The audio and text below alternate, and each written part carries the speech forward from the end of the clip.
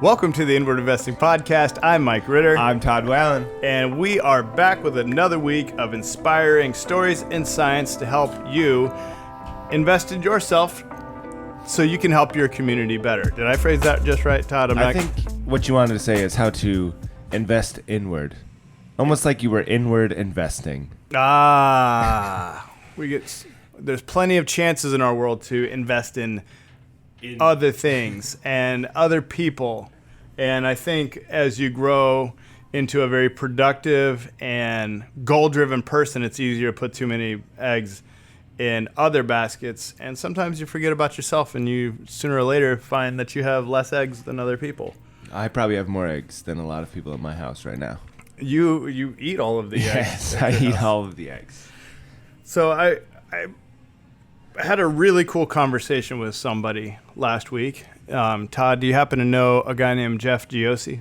No, I do not know him personally, but unfortunately I wasn't able to be on the interview, but I did listen to it, and it was pretty crazy, his story about being, collegiate strength coach, working with top athletes in the world, that just poof, gone. I want to be a fireman, to, hey, I'm homeless, to then eventually getting his CrossFit gym and everything. And what really struck me is how he doesn't want to be remembered. It was weird. I've never heard that before. I haven't either. And I think that's what really inspired me to have this conversation with you today, because that was a unique answer. I ask a lot of the guests similar questions. And I think, having a cool original conversation with somebody is inspiring, but if you're a listener of the show, it is kind of cool to listen to people who at least I consider very interesting people, or top performers, or people with a lot to offer, and hear their take on the same question versus somebody else. And one of those is, how do you want to be remembered? Or one that I ask everybody is, have you set up any boundaries in your life to stay successful? Have there been anything that you set up that are guardrails keeping you on the road? And hearing everyone's unique answer to those questions, I think gives you a cool perspective on, I don't know, what we can do eventually when we become successul. We are successful. What are you talking about? In your mind, in our mom's minds, we have made it. Like Ludacris said, I might not be shit to you, but my mama thinks I made it. And all 11 of our listeners probably think the same thing of us. So, let's forget all that. Right now, everyone has a different definition of success, and I thought it was really cool that this man answered that he doesn't want to be remembered. Now, I don't know if that's my answer, but we've had a recent tragedy in our world, and that was the sudden death of a man named Troy Smith. And so I want to give a shout out to Troy and his family, because he's had a significant impact on our lives and a lot of other people who we've met and come in contact with. And this is a guy that did you have more than a couple words with him? No, I mean, that day was pretty busy. I mean, he was one of the first people here on the day of the Ability Games, and I also was one of the first people here. So, I mean, we set up, chatted less than 5 minutes, and then 30-second convos the rest of the day, and then the event was over. Yeah. And to give people a little background on this, Troy Smith was the co-founder of, I guess it's a charity. It's a charity, but it's also a fitness competition. The Ability Games itself is a fitness competition for those who are wheelchair-bound, crutch-bound, basically immobilized through birth or injury, or wheelchair-bound. And so at our facility, CrossFit Hyde Park / Tampa Movement Lab, we hosted the Ability Games too, and it was one of the most inspiring days that I've ever seen, that I've ever been a part of. And I was doing a little bit of judging, a little of the videography, and I was so inspired. I think walking in, you're going to be inspired by that, and you walk away, and it's easy for people to say, like, oh, wow, this was really cool, really changed my perspective on life, because you have people who can't walk, grinding out push-ups, pulling sleds via rope towards them. All kinds of different relays and wall balls and all kinds of different strength challenges where they had sledgehammers, hitting tires, all this cool stuff. And it wasn't so much for me walking away from that saying like, okay, well, what's my excuse? It was more like we have so much time on our hands. And you hear so many people talk about how busy they are, but how much of that time is really spent contributing to your community? And I think we have a lot of time on our hands that we just kind of fill with whatever. The phone,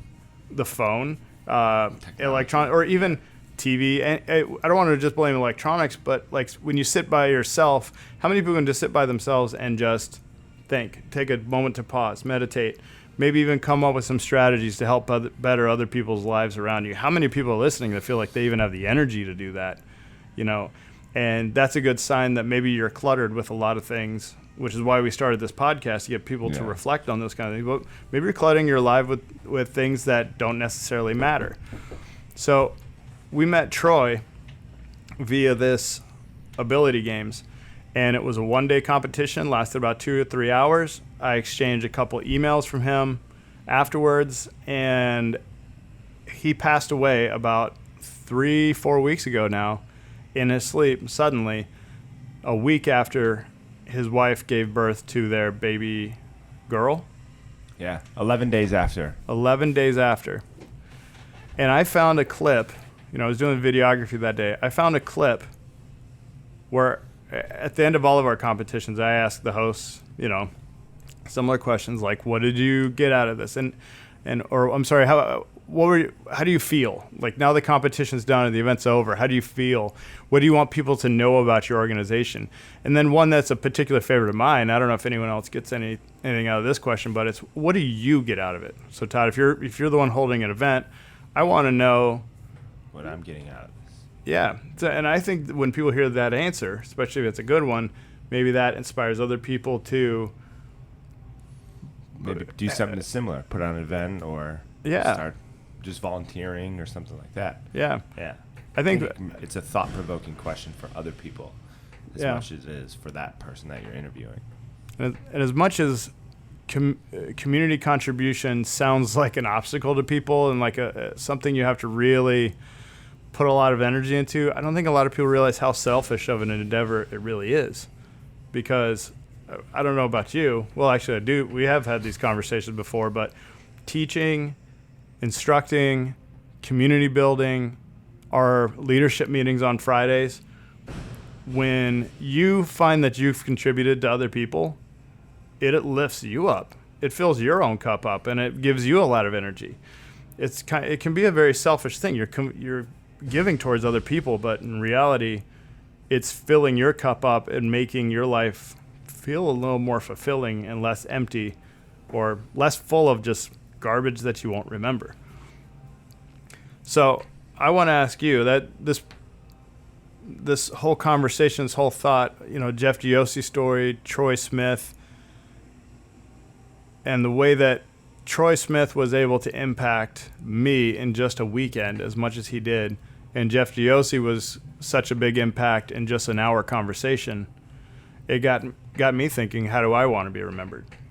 And so, Todd, one of my best friends, how do you want to be remembered? I can't be as selfless as Jeff was on last week's podcast and say I don't, because that would be a lie. But I mean, this is some things that we've talked about in previous things. Selfishly, I want to be known for being a freaky athlete that can do anything, and I think I'm good at accomplishing that goal. Right? I'm continuing on that, and my Wolverine healing powers with my knee. Right.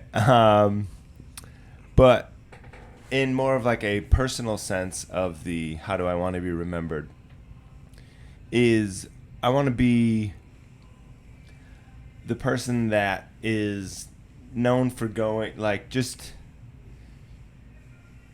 to do things out of the that aren't asked of him. Right? Like, I'm just going to go do things like, okay, yeah, you need help? Sure, I'll help you. I'll help you move. I don't care. Like, how everyone dreads, like, the friend, oh, can you help me move? Yeah. Like, Like, I don't care about that stuff. That doesn't matter to me. But I also want to be known for like doing anything and everything for my wife and daughter, and hopefully another child eventually. Hopefully, probably. Doing anything and everything for them, living my life for them. But it also comes back to way back when, before I even had Ashley in my life. I got the tattoo of the cross on my back, and that was a big reason I got that, was to like bear problems of others, right? Like, so I got that on my back to remind myself that we all have our cross to bear, that we all have issues going down, but I feel that I can handle a lot of issues, better than a lot of people. I'm not going to say I'm perfect and can handle everything and know the right words to say at all times, but I think that I can help people out by taking on some of their burdens for them or whatnot, and just try to make their life easier. That's what I want to be remembered, by making people's lives easier. Like, if I impact you, I made Mike's life easier by showing up late to the podcast today. Yeah, I was about to say, I just set up for 20 minutes by myself. Pretty ironic. It's Blaze's fault. I'm used to that. So, although unreliable, you do give a lot of people a lot. And I'll back that up. And I can say unreliable. I would say for me, I've vetted this around my whole life, and I'm very similar, but something struck a chord with me a year ago when I saw a presentation by Dr. James Lohr, who is the co-founder of the Human Performance Institute. And this guy's job is he just researches people at their best, and through blood draws and different lab analysis of people, whether it's athletic performance, cognitive performance, analyzes what's the state that people are in when they're at their best, and tries to provide information. He's an author of 16 books, incredibly educated, and his presentations are really well articulated. But he asked, what's the meaning of life? Like, why are we here? What is the whole point of it? And he said, is it to be happy? And, well, if I asked you, I think I've talked to you about this before on the podcast, if I gave you a happiness pill, would you take it? If I could say, like, okay, this will give you the perfect balance of neurotransmitters, like everything's going to be great if you just take this pill every day. And most people, sometimes jokingly, say yes, but most people, if they're being totally honest, wouldn't do it, because we know that there's something different to life. There's something more to life than just happiness. And so for me to say, like, I just want to make people happy, isn't necessarily doing them any good, because I know people don't necessarily want that as their end-all be-all. I know that making a lot of money for my family isn't necessarily going to make them happy. I mean, all you have to do is watch one Hallmark Christmas movie, and you'll know that working and making a lot of money doesn't make your wife and kids happy. And so I guess I go back a little bit to, what do I want to see on my epitaph? And is it Mike Ritter made a lot of money? No. Mike Ritter made a lot of people happy? No. Can I feel empty inside if I make other people happy? And so he made this case over the course of an hour that he felt the meaning of life was to find your talent, find your skill, and give it away. And that resonated with me. And you just mentioned how much you care about making other people's lives easier. I care in a very similar fashion about being remembered as somebody who gave everybody everything. And I feel like that's how you leave your mark on the world, and that's how you are remembered, at least for a little bit of time, or can contribute to, I don't know, the course of some human beings for so long. Because think about it. Do you know the name of your great-grandfather? One of them?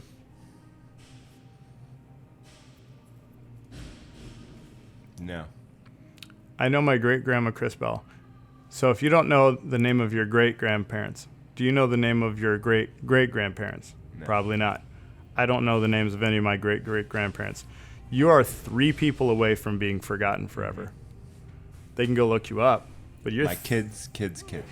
yeah, your kid's kid isn't even going to know your name. Very unlikely. So,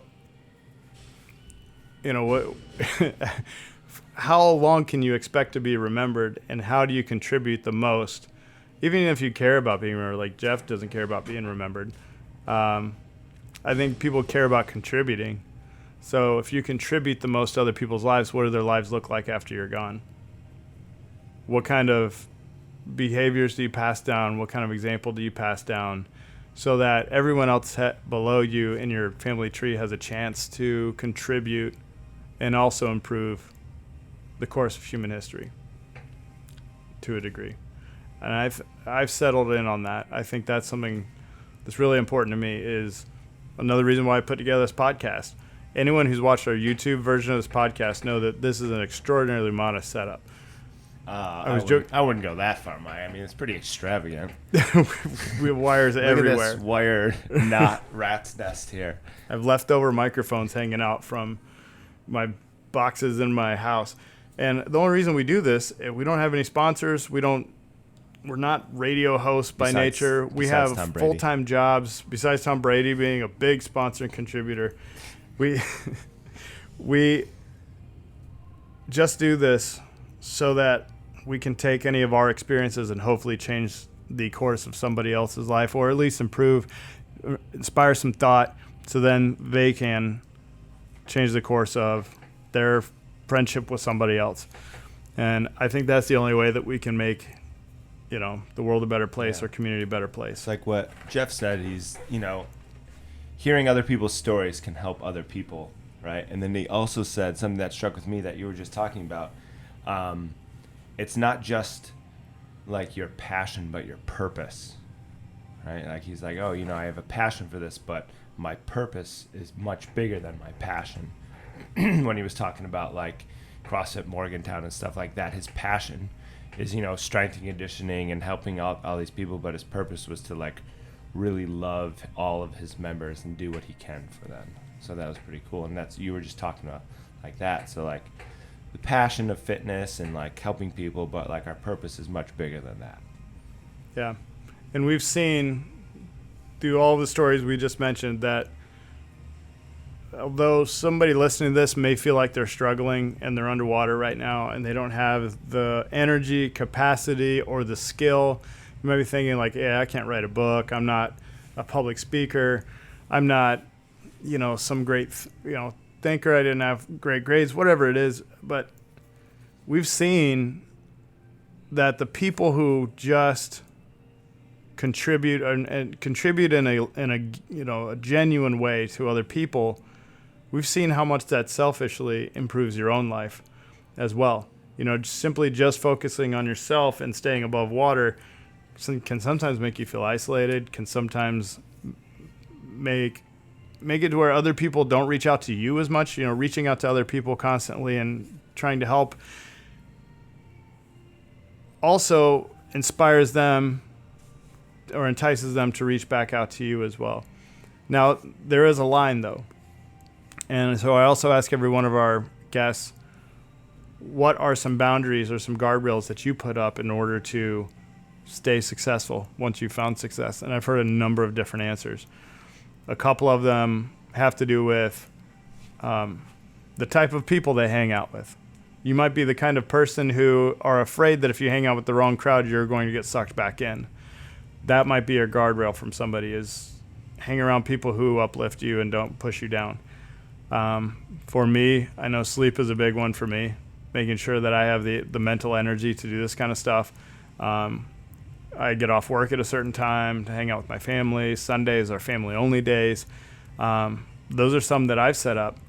What are some that you've set up in your life, especially recently, now that you have this new schedule and a big priority in your life to make sure your wife can stay sane and help with the new baby, what are some things that you've had to say no to, or some policies you've had to make for yourself to make sure that you can get your job done?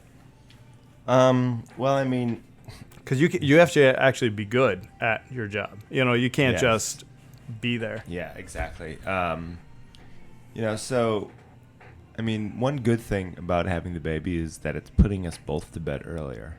Not that we're more tired or anything like that, because we're both personal trainers, so we're both used to getting up early, getting weird amounts of sleep, working weird hours, and, having split weird days and stuff like that.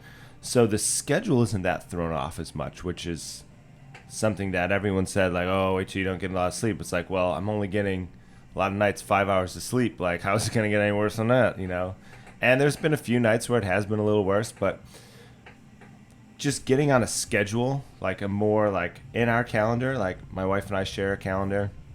It says feeding time, feeding for Blaze. And then like a little bit later, hour nap for Blaze. And then wake up Blaze. And then feed Blaze. Put Blaze down to sleep. Like it's very regimented. And like Blaze's last feeding is at 8:30 at night. And she's not waking up until 4:30 in the morning for her next feeding. So it's all good. Yeah. And, fantastic. Yeah, and we have been going to bed at like, Blaze is going to bed at like 9 o'clock. Oh, well, we should probably get ready for bed. Unless, there's we don't watch that much TV, but if there's a weird show on, that we're going to watch together, we'll watch it or something like that. Or, if one of us just isn't that tired, we're not going to go to bed. But it's not as enticing to do the clutter. Yeah, it's like, all right, well, she's down. We know we're going to have to be up early, so, let's just go to bed, So we're not losing that much sleep in case she does wake up in the middle of the night because she poops herself or she's starting to teeth or something like that, I've been really trying to, condense my workouts, more quality over quantity.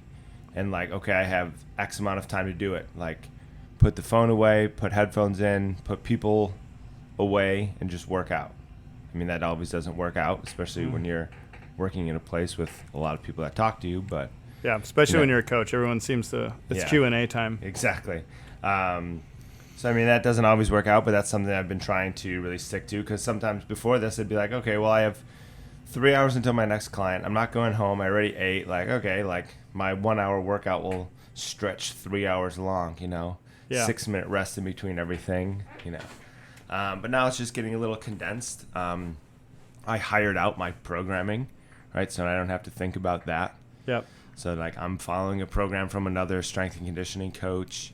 Smart outsourcing, man. Yeah. And then just meal prepping, I mean, Ash and I live kind of a simple life. We don't get too bogged down with a lot of details or like labels or high-end stuff like that. So like it's meaning like clothing and stuff like clothing, that. Like we don't really care about a lot of that stuff. Like we're pseudo minimalist. Like, I mean, we have 2 couches, a chair, a TV, we have a lot of crap that we probably don't even need, but like we don't go out to eat a lot. We enjoy each other's time. We went for a walk yesterday. We went to 2 different little U-Pick farms. We went to an orange grove and like a little hydroponic farm near us yesterday. Very cool. Just, nothing crazy, but we were outside, did a little bit of stuff, then came home, cooked, cleaned some stuff, had a nice day.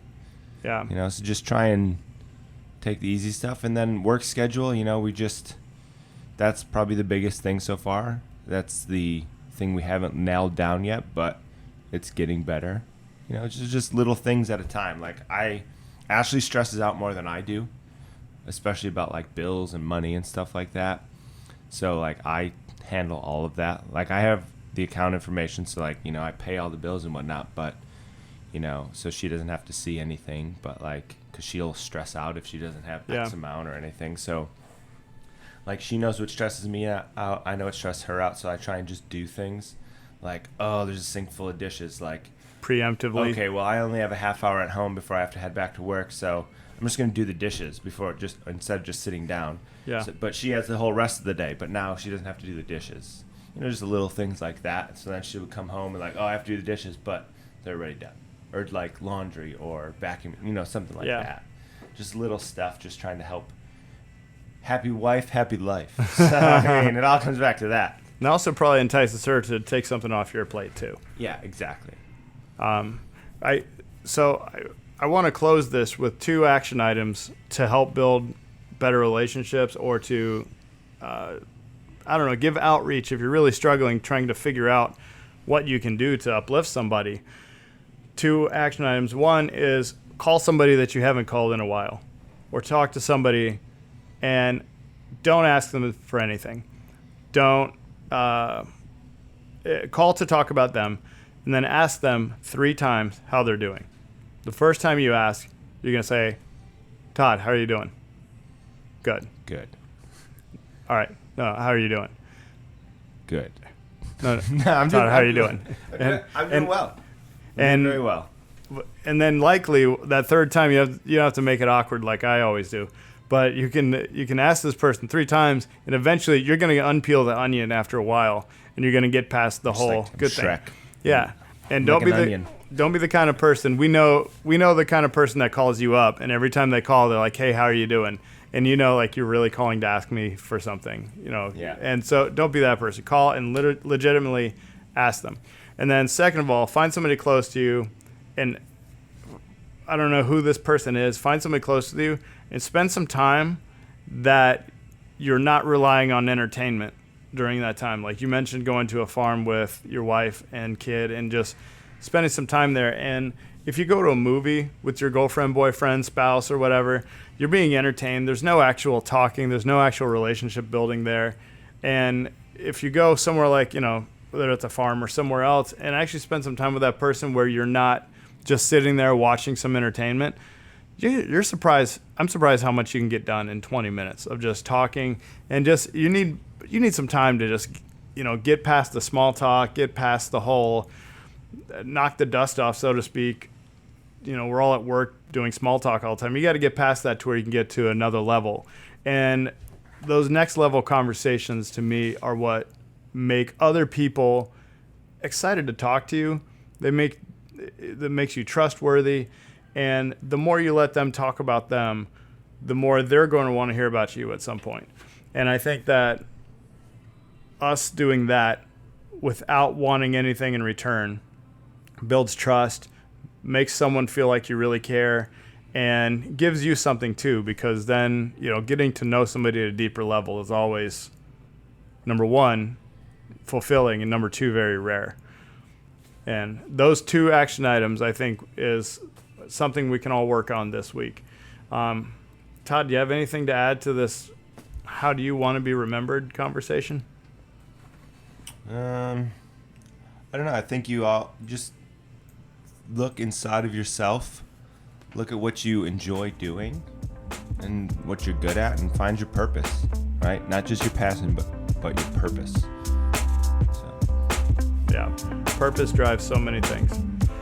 All right, we're going to go ahead and wrap it up, guys. I can't wait to read the emails and hear the feedback on this one. This has been the Inward Investing Podcast. I'm Mike Ritter. I am Todd Whalen. And we will see you next week.